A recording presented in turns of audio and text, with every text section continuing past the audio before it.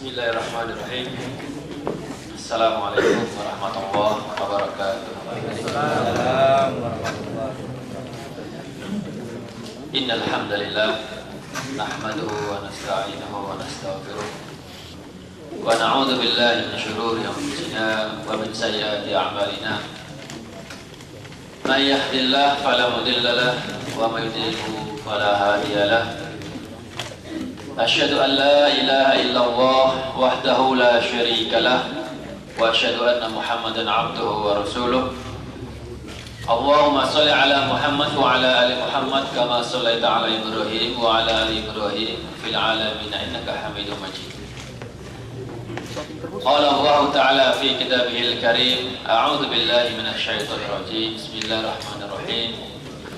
Ya ayyuhalladzina amanu taqullaha haqqa tuqatih wa la tamutunna illa wa antum muslimun.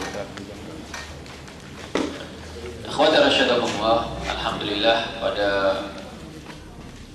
pagi hari ini Allah Subhanahu wa taala masih melimpahkan rahmatnya, nikmatnya, hidayahnya kepada kita sekalian, sehingga di pagi yang cerah ini kita bisa menghadiri majlis ilmi untuk thalabul ilmi, untuk belajar mengkaji dengan harapan untuk memperbaiki amal ibadah kita yang masih belum sempurna, dengan harapan dengan kehadiran kita ke sini ini mudah-mudahan Allah Subhanahu wa taala akan menghapus dosa-dosa kita, sehingga kita keluar dari majlis ini kita telah diampuni oleh Allah Subhanahu wa taala.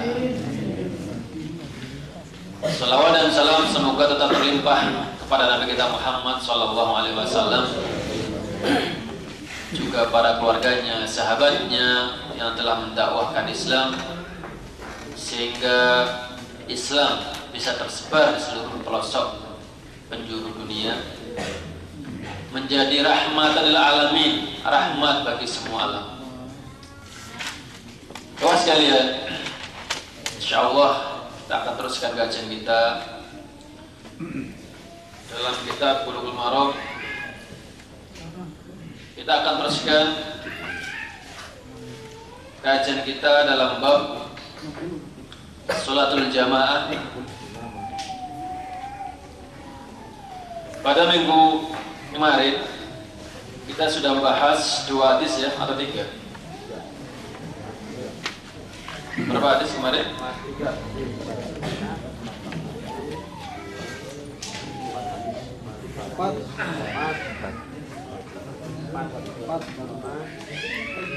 Sekitar 4 ya, atau 5.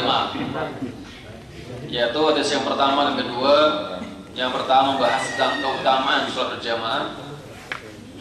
Kemudian hadis yang kedua adalah ancaman bagi orang-orang yang meninggalkan sholat berjamaah. Kemudian yang ketiga adalah termasuk sifat orang-orang munafik, yaitu malas untuk sholat berjamaah, dan khususnya adalah sholat Isya dan Fajar. Ya, semuanya saling muhasabah, tidak usah tunjuk jari, tidak perlu tunjuk jari ya, semuanya merasa aja. Kemudian hadis berikutnya adalah tentang wajibnya mendatangi masjid ketika adzan telah dikumandangkan. Dan ini adalah kisah dari sahabat yang buta, itu Abdullah bin Ummi Maktum, izin pada Rasulullah agar diberikan keringanan untuk sholat di rumah. Kemudian hadis berikutnya adalah dari Ibnu Abbas bahwa dianggap tidak sah sholat seseorang apabila dia mendengar adzan sementara dia tidak ke masjid, kecuali orang yang udzur. Jadi sholatnya dianggap tidak sah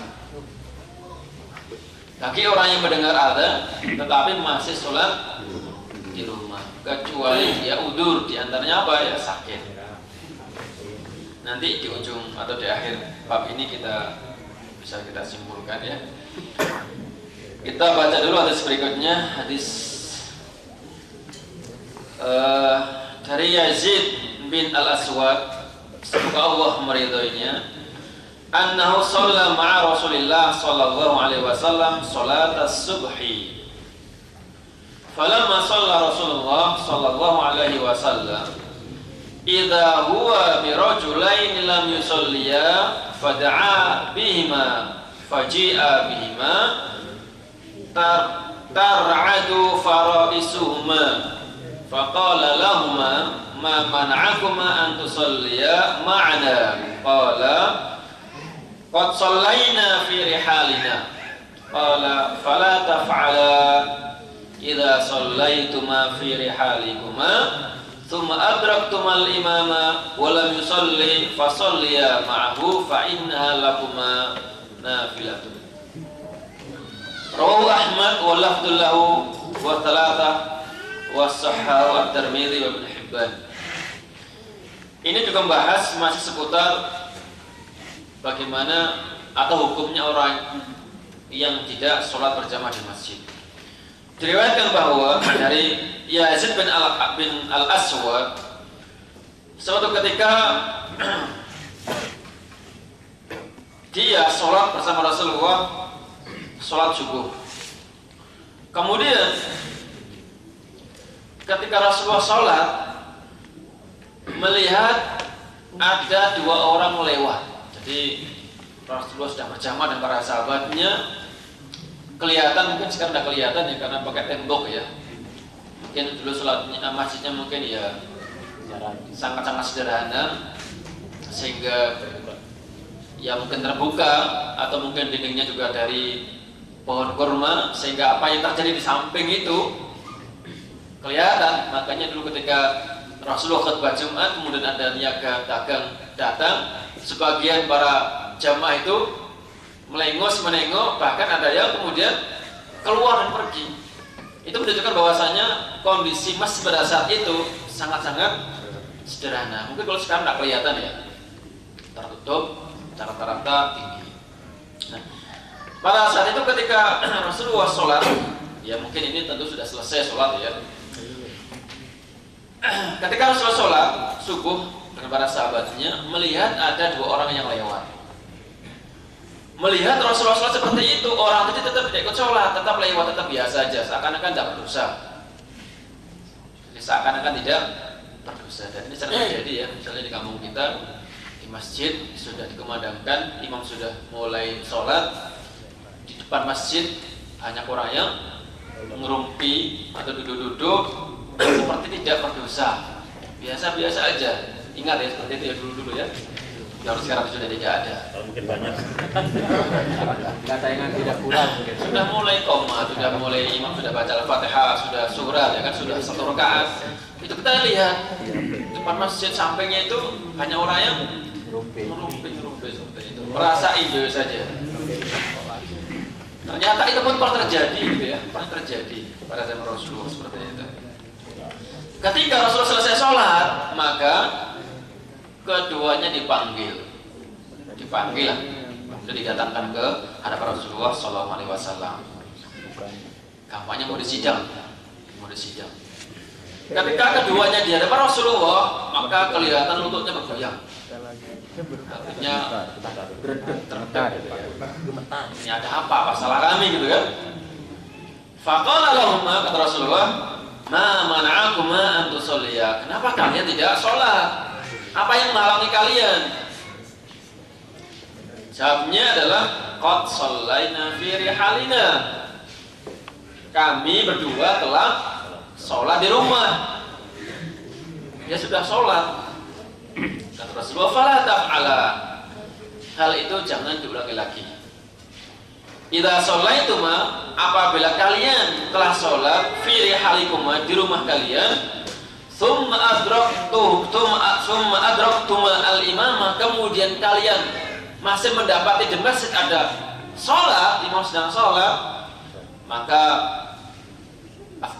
walam yusalli, artinya imam belum selesai sholat, belum habis, fasolliya ma'ahu, maka segeralah bergabung sholat bersama mereka. Fa innaha lakum nafilah, maka sholat kalian yang kedua ini itu dinilai sebagai sunnah. Sementara yang pertama yang telah kalian kerjakan di rumah itu dihitung wajib. Mas sekalian, sampai sini hadis ini dari awal sampai terakhir itu kalau kita lihat-lihat tentang seputar hukum sholat berjamaah. Jadi dari hadis yang pertama masalah keutamaan berjamaah, kemudian ancaman Rasulullah, kemudian dikatakan tidak sah sholatnya. Sampai sekarang ini masalah orang yang sudah sholat di rumah, kemudian sholat lagi di masjid bersama imam, maka yang pertama dianggap sebagai sholat fardu dan yang kedua sholat apa? Sekarang kita masuk, kalau begitu hukumnya sholat berjamaah di masjid bagi laki-laki itu gimana? Wajib atau tidak? Nah, kalian pun demikian ulama selisih pendapat. Ada yang mengatakan fardu ain, ada yang mengatakan fardu kifayah, ada yang mengatakan sunnah muakkadah, dan ada yang mengatakan sebagai syarat sahnya sholat. Yang pertama adalah katanya dikira, ini termasuk pandangan dari mazhab Hanabilah, bahwa sholat bagi laki-laki itu wajib ain, fardu ain berjamaah di masjid. Kalau dia tidak ke masjid maka dia atin, baginya adalah dosa. Dan dia tetap harus sholat, dan sah sholatnya, namun karena dia tidak di masjid maka dia mendapatkan. Nah, landasan dari pandangan ini adalah hadis yang kedua dari Abu Hurairah yang telah kita bahas kemarin. Rasulullah berniat akan membakar rumah orang-orang yang tidak ikut sholat berjamaah. Landasannya ini dikatakan sebagai fardu ain. Fardu ain itu pokoknya tiap orang harus melaksanakan. Nah, yang kedua pandangan adalah fardu kifayah. Termasuk ini adalah pandangannya dari Imam Syafi'i, fardu kifayah. Karena dikatakan bahwasanya meskipun ancaman akan dibakar rumahnya, ternyata Rasulullah belum pernah membakar. Dengar dulu aja lah, nanti kita lihat wujudnya bagaimana. Yang ketiga sunnah muakkadah, sunnah yang sangat-sangat ditekankan. Ini mengambil kenapa sampai Rasulullah kemudian memberikan kelebihan keutamaan ini sholat sendiri dan sholat berjamaah. Nah, sehingga orang yang ke masjid berjamaah di masjid mendapatkan banyak keutamaan. Kemudian juga terhindar dari ancaman dari Rasulullah SAW. Kemudian terakhir yang keempat adalah termasuk pandangan dari Ibnu Taimiyah bahwa sholat di masjid bagi laki-laki adalah syarat dari sahnya sholat. Nah, dasarnya mana? Dasarnya baru kita baca juga. Mana itu? Man sami'an nida'a falam ya'ti fala sholata lahu. Barang siapa yang mendengar seruan azan dan dia tidak ke masjid, apa kata Rasulullah?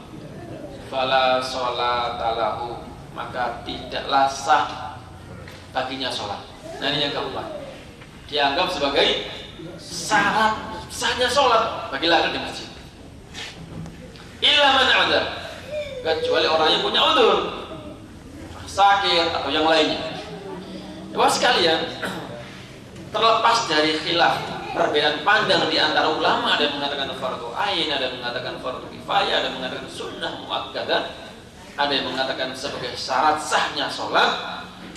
Maka sesungguhnya orang-orang umum itu adalah cenderung yastami'una al-qaula wa yattabi'una ahsana. Jadi orang-orang menipu sekalian yang menggunakan akal sehatnya, mendengarkan nasihat, kemudian dia memilih yang terbaik, kemudian itu yang diamalkan. Coba seandainya sama-sama sah di rumah dan di masjid, baikkan mana? Terlepas dari yang fardu ain maupun kifayah. Di masjid kan, karena apa kata Rasulullah tadi? Akan mendapatkan keutamaan berapa? 25 atau 27. Lain dari itu mas kalian, termasuk syiar. Jadi sholat berjamaah merupakan syiar Islam. Ada syiar termasuk berjamaah juga. Kita bisa bayangkan seandainya semuanya di rumah. Juga ya mas kalian, termasuk sarana untuk menyambung silaturahim. Ini disebut bagus sekali. Jadi mungkin tak sempat ke rumahnya, maka dengan berjamaah di masjid antara kampahaya itu gang-gang itu antara masyarakat setempat di gang itu kelihatan. Jadi misalnya kita sudah biasa punya jamaah di situ, kok 2-3 hari kelihatan, kemana sih pulang? Seperti Indonesia, wali-wali, karena apa juga? Memang biasanya nggak pernah datang ke masjid. Nah di sini kita tahu misalnya si Fulan sudah lama tidak kelihatan, sudah seminggu ya, ternyata mungkin dia musafir, ternyata kemana si Fulan? Musafir. Rasulullah sama kan? Sama. Ketika ada salah seorang sahabat yang biasanya aktif, tiba-tiba tidak kelihatan, kemana si Fulan? Ternyata kemana? Sakit. Jadi makanya salah satu sunnah kenapa imam itu selesai salam kemudian dia menghadap ke belakang.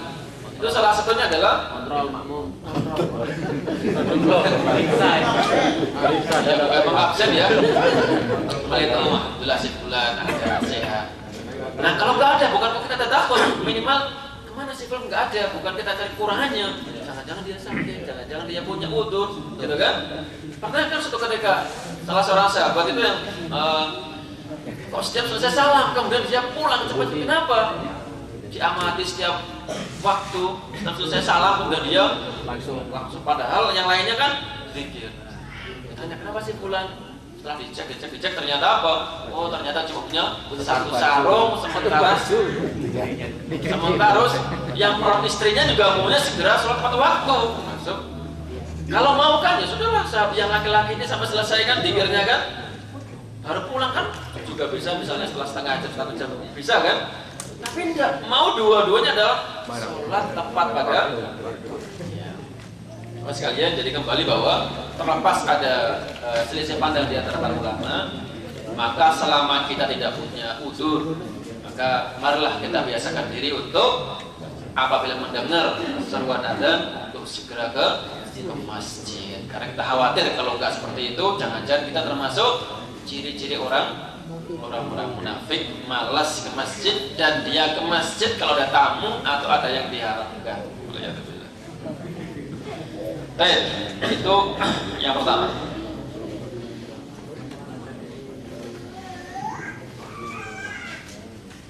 Kemudian sekarang bahas berikutnya. Hadis dari Abu Hurairah juga, qala Rasulullah sallallahu alaihi wasallam, Innama ju'ilal imamu liyu'tama bihi. Rasulullah bersabda, sesungguhnya dijadikannya seorang imam itu menjadi imam untuk apa? Liyu'tama bihi, untuk penyempurna yang lainnya, atau untuk diikuti. Fa idza kabbara fakabbiru, apabila imam telah mulai takbir, maka hendaknya para makmum segera ikut takbir. Apabila wala tukabbiru hatta takbir, dan jangan kalian buru-buru takbir sebelum imam takbir. Wa idza raka'a farka'u, dan apabila imam rukuk maka segeralah rukuk. Wala tarka'u hatta yarka', dan jangan terburu-buru rukuk sebelum imamnya rukuk. Wah sekalian, di sini kita lihat bahwa imam itu untuk diikuti. Imam untuk diikuti, baik di dalam sholat maupun yang di luar sholat. Baik dalam sholat maupun di luar sholat. Kita bisa bayangkan kalau imam sudah ditentukan sebagai imam, kemudian jamaahnya pada ngeyel. Misalnya contoh aja lah, imam sholat lupa, so gak diingetin, mestinya dia harus duduk, tapi imamnya bangkit sudah ada yang tepuk tangan, ada yang sesuaikan Allah. Terus imamnya masih yakin bahwasanya ini adalah catatannya berdiri. Terus imamnya pada makmumnya pada ngeyel. Banyak kabur duduk sendiri terus salam sendiri. Dia merasa dulu ini yang betul, gitu kan? Ini mestinya kita duduk karena yang ketiga maghrib baru salam. Ngeyel, akhirnya salam sendiri. Batal salat. Sama dengan urusan duniawi kan, misal imam adalah kemasyarakatan. Anda bisa bayangkan seandainya rakyat kemudian ngeyel kepada pemimpin ya. Makanya Hasan Al-Basri dia mengatakan bahwa sekiranya saya memiliki doa mustajab, maka tentu akan kuberikan kepada para sultan, para imam, para amir, para pemimpin. Kenapa? Karena kebaikannya pemimpin itu untuk kemaslahatan para masyarakat, dan sebaliknya keburukan pemimpin itu berimplikasi, berakibat, berdampak pada seluruh masyarakat. Maka ini contoh misalnya, sekarang kita punya majikan buruk, jelek, jahat, jangan malah didoakan jelek, tapi doakan baik. Sudah jelek, sudah jahat, didoakan jahat, sudah. Dibaca kemana? Kepada kita juga kan? Doakan baik. Seandainya tetap jahat, minimal kita dapat syukur-syukur Allah mengijabahinya. Akhirnya dia menjadi pemimpin yang atau kahli yang baik. Baik. Kawan sekalian, dalam hal ini masalah mengikuti imam itu ada 3 cara. Jadi ketika imam Allahu Akbar itu tidak boleh langsung tak ikut, tunggu dia sampai selesai. Tidak boleh kita membarengi, juga tidak boleh kita terlambat. Bagaimana? Setelah imam selesai misalnya Allahu Akbar, kita baru Akbar. Jadi imamnya baru begini, kemudian makmumnya juga tidak. Tetapi imam selesai Allahu Akbar, kemudian kitanya Allahu Akbar. Itu yang betul. Tidak boleh kita barengin, tidak boleh kita selisihin. Juga tidak terlalu lama sekali. Jadi imamnya sudah rukuk, kitanya masih ambil lihat kok indah ya di muka itu misalnya. Yang sengaja pengen tahu kayak apa sih bentuknya Hajar Aswad itu. Semuanya orang sudah rukuk sujud, dia masih berdiri. Tidak boleh seperti itu. Jadi tidak boleh diselisihi atau didahului. Khawatir akan diancam oleh Rasulullah, akan diserupakan kepalanya. Seperti apa? Seperti wa idza qala sami Allahu liman hamidah, ketika imam mengatakan sami Allahu liman hamidah, maka hendaknya para makmum mengucapkan Rabbana walakal hamdu. Wa idza sajada fasjudu, apabila sujud imam, maka hendaknya segera para makmum juga ikut sujud. Wala tasjudu hatta yasjuda, dan jangan kalian sujud sebelum imam sujud. Lah kadang-kadang ya sekalian, misalnya itu mikrofonnya nggak jalan, orang sudah pada bangun ternyata belum, atau itu itu saling ada yang bangun, sering begitu ya. Jadi bangun ternyata masih belum bangun. Nah, kalau misalnya terjadi mikrofonnya mati atau misalnya jamaahnya banyak dan yang belum dengar, maka hendaknya disunahkan di belakang imam atau belakangnya lagi itu menyambung suara, ya kan? Kalau nggak begitu kacau baru. Apalagi kadang-kadang itu masjidnya besar, terhalang oleh dinding, oleh tembok. Yang sana sudah salam, yang sini masih terus sujud. Nah, sering terjadi seperti itu. Padahal mestinya hendaknya para makmum itu senantiasa mengikuti imam. Ketika ruku, ketika sujud senantiasa diikuti. Tapi bagaimana kita mengikuti, kita nggak tahu. Ya kan, terjadi misalnya kita pas di tingkat atas misalnya, imam di bawah, mikrofonnya mati misalnya. Nah, maka disunahkan bagi yang di belakang imam dekatnya itu untuk mengeraskan suaranya. Wa idza shalla qa'iman fa shallu qiyaman wa idza shalla qa'idan fa shallu qu'udan ajma'in. Ini setelah dalam satu hadis ini ada 2 pembahasan. Potongan pertama itu membahas masalah wajib mengikuti imam. Ingat, wajib mengikuti imam. Tetapi dalam hal yang berkaitan dengan sholat. Misalnya tadi meskipun dia salah gitu ya, mestinya duduk imamnya tapi dia bangkit, salah kan? Tapi tetap wajib diikuti. Kenapa? Tetap berkaitan dengan sholat. Tapi yang tidak berkaitan misalnya apa, misalnya imamnya batal misalnya, keluar Pergi ikut pergi. mau nggak mau kan dia harus pergi kan? Ikut pergi. Nah, yang seperti itu nggak boleh bubar. Karena imamnya pergi keluar, nggak pintu ke depan, masa makmumnya semuanya ikut keluar. Tidak. Maka wajiblah yang di belakang imam itu mengganti posisinya. Jadi yang wajib diikuti adalah gerakan-gerakan yang berhubungan dengan Sholat. di luar, bukan gerakan sholat, misalnya garo-garo, misalnya dehen, misalnya tebak, tidak boleh diikuti, bahkan bisa membatalkan sholat apabila kita sengaja. Itu potongan yang pertama. Potongan yang kedua ya mas sekalian, wa idza shalla qa'iman fasallu qiyaman. Meskipun sama-sama wajib diikuti, apabila imam menjadi imam dalam posisi dia berdiri, wajib kita ikuti berdiri, tidak masalah ini. Wa idza shalla qa'idan fasallu qu'udan ajma'in. Apabila imam itu sholat dalam posisi duduk, maka hendaknya kalian pun juga sholat dalam kalian duduk. Pernah nggak seperti itu? Kalau perintah untuk sholat berdiri, jika imam berdiri sudah biasa. Namun apabila imam itu sholatnya duduk, maka fasallu qu'udan ajma'in, maka hendaknya kalian pun juga ikut sholat dengan cara duduk. Pernah nggak mempraktekannya?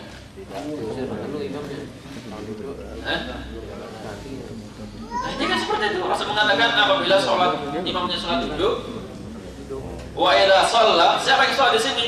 Fa'ilnya adalah imam. Qa'idan halnya kondisinya duduk, maka hendaknya shallu qu'udan ajma'in. Wahai sekalian, sebetulnya ada yang mengatakan mansukh. Kenapa? Memang ada dua riwayat bahwa dulu ketika Rasulullah mengendarai kendaraannya itu terjatuh sehingga beliau sakit. Ketika beliau sakit, maka ketika menjadi imam, beliau sholat dengan posisi duduk. Terus para makmum pada saat itu berdiri, kemudian langsung Rasul tegur, suruh duduk. Jadi boleh kan ya mengisyaratkan ya. Jadi Rasulullah itu sholat dengan duduk, ternyata para makmumnya berdiri, kata suruh duduk. Selesai sholat, dikasih taujih bahwasanya hampir saja kalian telah melakukan perbuatan orang-orang Farisi. Kenapa itu? Berdiri di hadapan raja, kalian berdiri di hadapan raja. Maksudnya apa?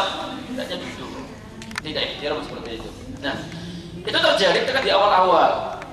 Nah, kemudian ada riwayat lain ketika Rasul meninggal dunia, ketika beliau sakit dan hingga meninggal dunia, beliau juga jadi imam.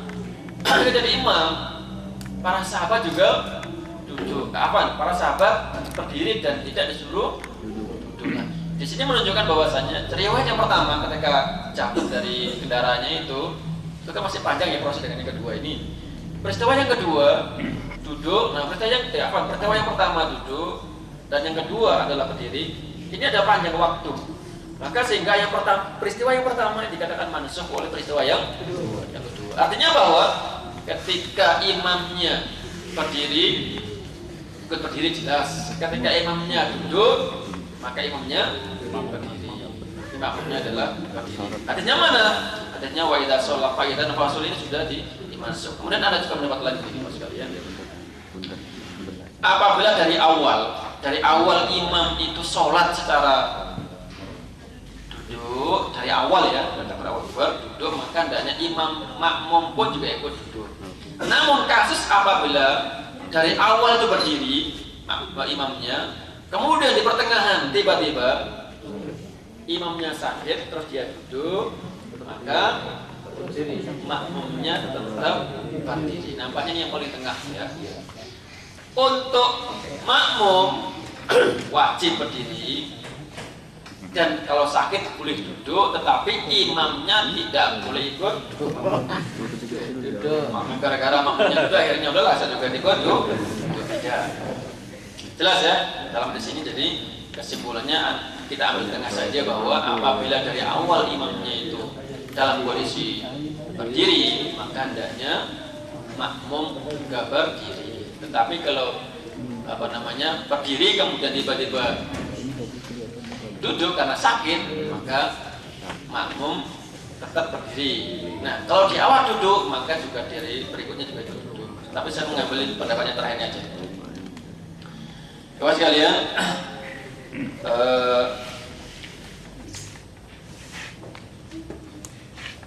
kemudian hadis berikutnya kita tinggal satu hadis ini karena kurang memahamkan dalam bab ini. Tetapi ini ada hadis mengatakan bahwasanya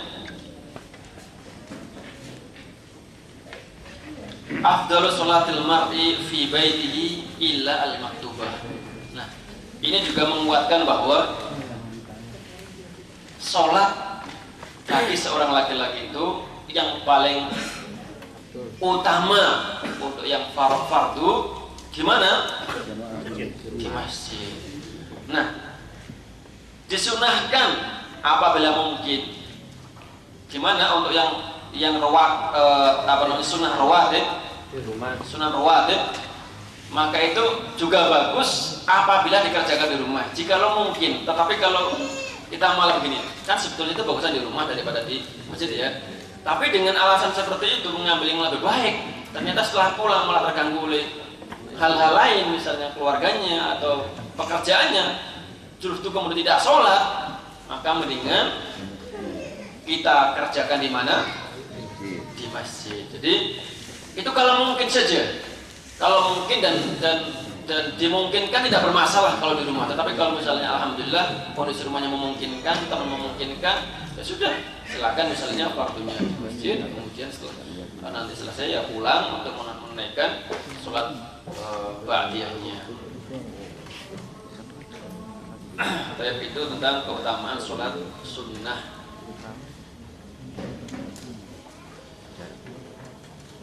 Kemudian yang sekalian, adab menjadi imam. Diriwayatkan dari Jabir bahwa sholat Mu'ad bi ashabihi al-isya. Diriwayatkan bahwa Mu'ad bin Jabal menjadi imam sholat isya di kampungnya. Fatawwala alaihim, karena merasa hafalannya panjang, maka ketika menjadi imam sangat panjang dia membaca ayat tersebut. Faqala Nabi sallallahu alaihi wasallam, "Aturidu an takuna ya Mu'adz fattana." Saudara sekalian, Rasulullah tidak suka dengan seperti itu. Jadi Mu'adz menjadi imam membaca ayat yang panjang-panjang, maka hal itu dilaporkan jamaahnya kepada Rasulullah, sama dengan sekarang ini. Jadi antum jangan heran, misalnya di gang antum, di daerah antum itu ada masjid, tiba-tiba imamnya kok ganti. Boleh jadi dia dilaporkan oleh jamaah yang lain, misalnya bacaannya nggak bagus, atau misalnya bacanya itu, atau misalnya nggak punya akhlak. Jamaah itu punya hak melaporkan kepada Uzarus bin Islamiyah.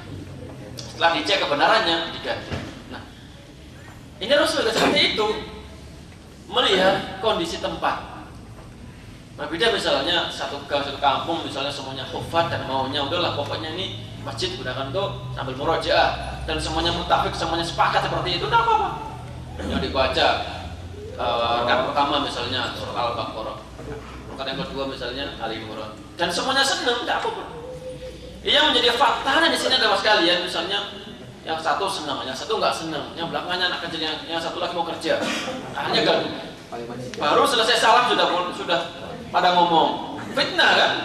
Nah, yang seperti itu maka muraat yang diperhatikan adalah yang bermasalah tadi itu. Seandainya ada satu dua yang senang dengan panjang-panjang, maka cari masjid yang panjang-panjang. Akhirnya kata Rasulullah, "Idza amamtan nas wa Mu'adz, apabila kamu menjadi imam, maka bacalah asy-syamsi wa duha." So, wasyamsi wa duhaha. Wasabbihis. Ini paling dianggap paling cepat ya. Asy-syamsi, kemudian sabbihis, kemudian al-alaq iqra wal laili la yakhsha, dianggap sudah paling cepat. Rasul enggak mengatakan dianggap wasyamsi sudah standar cepat gitu ya. Kemudian dipertegas dalam istilahnya was sekalian, idza amma hadukumun nas falyukhaffif. Masya Allah, ya, bagaimana Rasulullah memperhatikan kondisi orang lain. Meskipun jadi imam, meskipun suaranya bagus, kemudian dia hafid, belum tentu orang senang. Ya, karena belum tentu orang senang. Maka kita harus perlu memperhatikan kondisi jamaahnya. Rasul mengatakan fal yukhaffif. Ini mungkin kalau untuk orang kita kurang pas ya. Sudah untuk orang Indonesia kurang pas. Memang aslinya jaraknya panjang-panjang gitu ya. Jadi malah sengaja orang Indonesia malah kesempatan. Kan Rasul mengatakan harus dikhaffif. Padahal ini adalah untuk siapa? Untuk orang yang membiasakan panjang-panjang. Sama yang sekali dengan satu ayat begini. Tadi saya dengar ya, ada mengatakan sabda itu, Abdul tadi itu membaca ayat wala tansanasi bagaimana wabtaghi fi ma ataqun. Ayat ini pun juga tidak pas dikasihkan ke semua orang. Wabtaghi fi ma ataqun ini bagi siapa? Bagi siapa ini? Wabtaghi fi ma ataqallahu darul akhirah wala tansa nasibaka minad dunya. Wala tansa nasibaka minad dunya. Ya Mas sekalian. Ini kalau saya cenderung bagi orang yang lupa dengan dunianya, dia selalu mencari akhiratnya. Malah tansa nasibaka, perlu juga kamu untuk hidup itu. Tapi kalau untuk orang yang sudah ahli dunia, walau tansa nasibaka, dia nggak pernah lupa, dia selalu ingat dunia. Walau tansa nasibaka minad dunya, tidak pas. Kenapa? Dia udah yang di kepalanya hanya uang dunia, uang.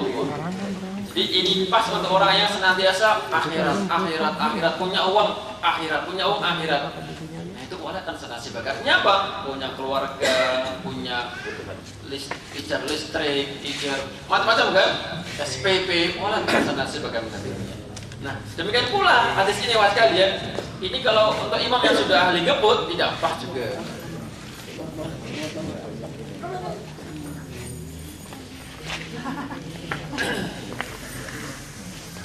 Kemudian sebelum kita selesaikan, di sini saya sambung dengan tentang syarat orang menjadi imam ya. Atau siapa sih yang pernah menjadi imam itu? Rasulullah bersabda di sini. Diriwayatkan dari Amr bin Salamah qala abi ji'tukum min 'indi Nabi sallallahu alaihi wasallam haqqan qala fa idza hadatis salatu falyu'adhdhin ahadukum wal ya'ummukum aktsarukum Qur'anan. Was kalian, diriwayatkan dari Amr bin Salamah dia mengatakan, bapak saya pernah bercerita, saya telah datang dari majlis Rasulullah, kemudian beliau bersabda, apabila telah dikumandangkan adzan maka hendaknya segera kalian apabila telah masuk waktu sholat maka segeralah kumandangkan adzan. Wal ya'ummukum aktsarukum, dan hendaknya salah satu di antara kalian menjadi imam. Yang bagaimana? Aktsarukum Qur'anan, yang paling banyak hafalannya. Kemudian ada berikutnya lebih lengkap lagi mas kalian. Dari Ibnu Mas'ud semoga meridainya, kalau Rasulullah sallallahu alaihi wasallam ya ummul qaum aqra'um li kitabillahi ta'ala. Jadi yang berhak untuk menjadi imam siapa? Yang pertama adalah aqra'uhum, orang yang paling banyak bisa hafalannya, atau orang yang paling faqih, atau orang yang paling paham masalah Al-Quran. Yang pertama. Wa idza kanu fil Qur'ani sawa, apabila dalam hal Al-Quran mereka itu semuanya sama-sama hafal Quran, maka fa'lamuhum bis sunnah, maka ambil yang lain apa? Plus punya pemahaman masalah hadis. Fa in kanu fi sunnati sawa faqdamuhum hijratan, apabila Qur'annya sama, sunnahnya sama, maka lihat mana yang lebih duluan hijrah. Fa in kanu fil hijrah sawa, apabila hijrahnya mereka sama, maka faqdamuhum silman, maka lihat siapa di antara mereka yang paling tua. Kemudian wala ya'ummanna rajulun rajula fi sultanihi, hendaknya jangan sampai ada seseorang itu yang menjadi imam di daerah kekuasaan orang. Misalnya kita namu ke rumahnya orang, maka jangan buru-buru Anda menjadi imam di rumah orang tersebut. Wala yaq'udu fi baitihi ala takrimatihi, dan jangan sekali-kali kalian duduk di kursinya sahibul bait illa biidzni, kecuali atas izinnya. Jadi misalnya rumah kan sudah biasa ada kursi-kursi yang punya rumah kan. Jangan buru-buru kemudian di sana. Sekalian, hadis ini menunjukkan tentang kriteria imam. Apabila dalam suatu masjid akan menjadi imam, maka hendaknya diperhatikan, dicari, diamati mana di antara para jamaah-jamaah itu yang paling fasih, paling paham masalah Al-Quran, kemudian tambah dengan masalah hadis, kemudian yang paling dulu curahnya, kemudian terakhir adalah baru masalah umur. Jadi ternyata ya sekalian, masalah umur itu paling akhir. Biasanya kalau di kampung itu yang dipandang adalah umurnya. Meskipun bacaannya peletot-peletot, ya kan? Tapi ternyata ya sekalian, umur dalam hal ini paling bujrik, paling akhir. Tetapi Al-Quran lah yang diutamakan. Karena apa? Ini berhubungan dengan syariat Islam. Baik sekalian, seperempat silakan didiskusikan supaya lebih. Silakan Pak. Bismillahirrahmanirrahim. Pertanyaan pertama, boleh apa enggak sepupu atau misan terjadi perkawinan? Sepupu, minsanan, bahasa Indonesia minsanan, itu adalah mahram. Apa itu adalah tidak mahram?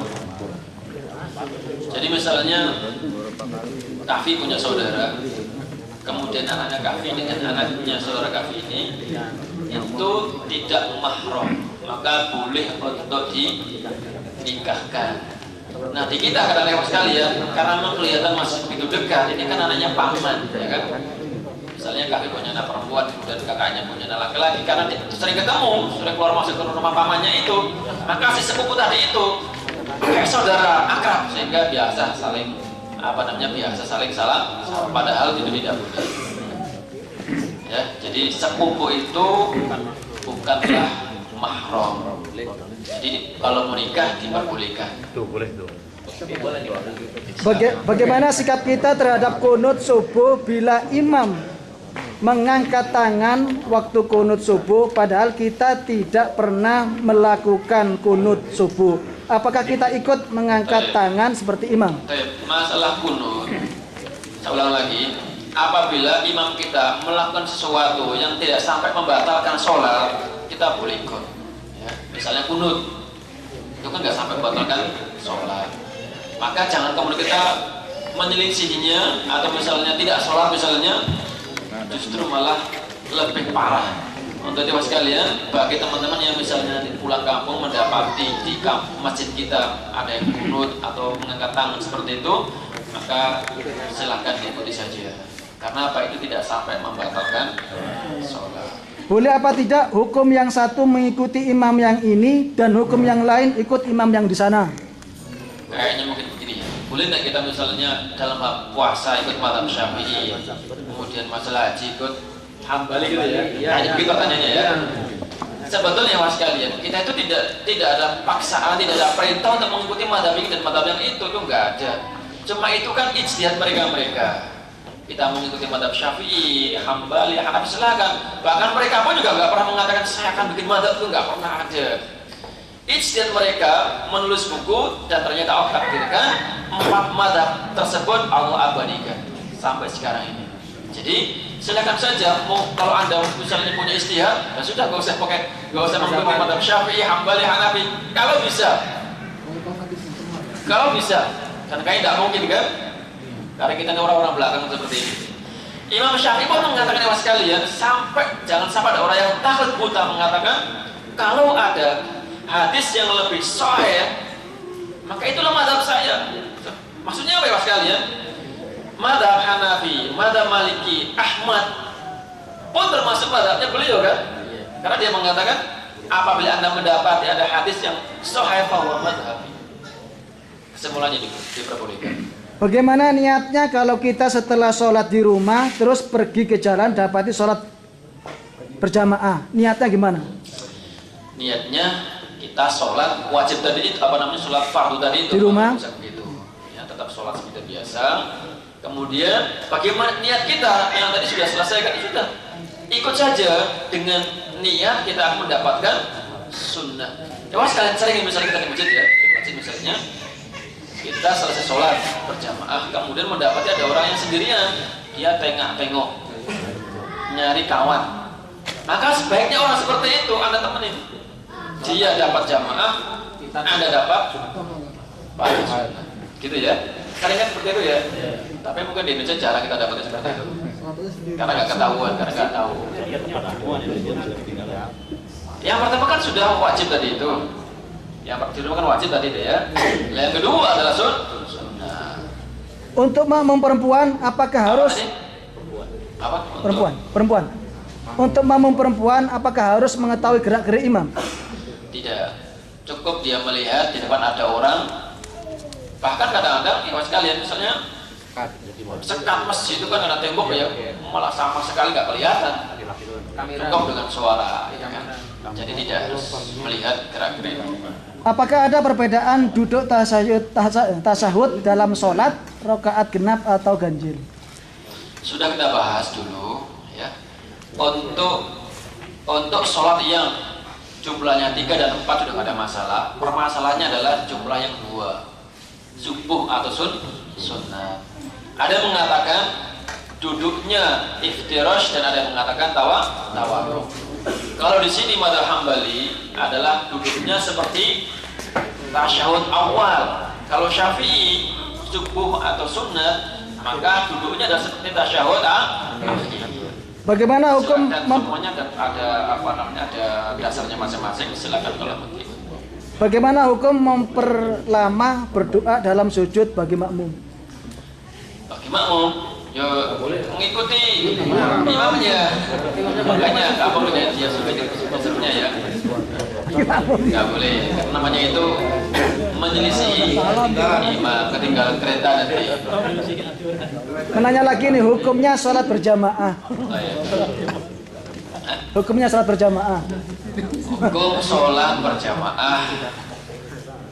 Imam Hanafi, Imam Hambali, Maliki semuanya beda pandangan. Ada yang mengatakan fardu ain, ada yang mengatakan kifayah, sunnah muakkadah, ada yang mengatakan syarat sahnya sholat, dan ini yang diambil oleh Syekhul Islam Ibnu Taimiyah. Maka saya cenderung udahlah, zaman dahulu itu nggak ada fardu ain, nggak ada sunnah muakkadah. Pokoknya apabila Rasul kerjakan di masjid ya sudah, selama kita tidak sakit, gitu saja. Nah kalau kita melihat yang tadi itu, kalau menurut Syekhul Islam, maka hukumnya bagi orang yang tidak ke masjid tidak sah sholatnya. Dasarnya apa?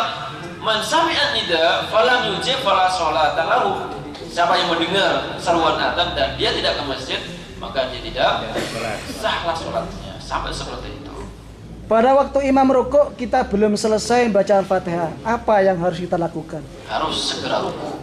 Makanya kan Rasul mengatakan bukan apabila imam rukuk dan kalian masih membaca Al-Fatihah, selesaikanlah, tidak ada kan? Tetapi apabila imam itu rakaat, farka'u faidah sajadah fasjudu, begitu kan? Nah, disitulah kemudian ju'ilal imam liyu'tamma bihi. Kekurangan kita tadi itu disempurnakan dengan berjamaah tadi itu. Sewaktu adzan dikumandangkan kita mendengar tetapi ketiduran sebelum qomat dan tidak kebagian jamaah, bagaimana sholatnya, sah atau tidak? Kita kembali masalah hukum tadi itu ya. Kalau memang kita ketiduran, namanya orang ketiduran, mungkin kita tidak bagusnya adalah sudah mendengar kemudian nanti ya gitu ya. Jadi kita sudah mendengar pas ada sayup dengar ya, tak subuh, tak asar biasa begitu udah dengar nih sayup akhirnya kan komatnya masih sekitar seperempat jam lagi gitu ya. Terus masih santai-santai, akhirnya ketiduran. Terus dia sholat, sah nggak sholatnya? Ya sah sholatnya. Kalau kita menganggap hukumnya dari mazhab Hanabilah, maka tetap sah dan wajib sholat, hanya saja dia berdosa. Menegur imam yang salah, bertepuk tangan dan mengucapkan subhanallah, betul atau tidak? Untuk laki-laki membaca subhanallah, dan untuk perempuan adalah dengan menepuk tangan. Tujuannya apa ya sekali seperti itu? Agar tidak menimbulkan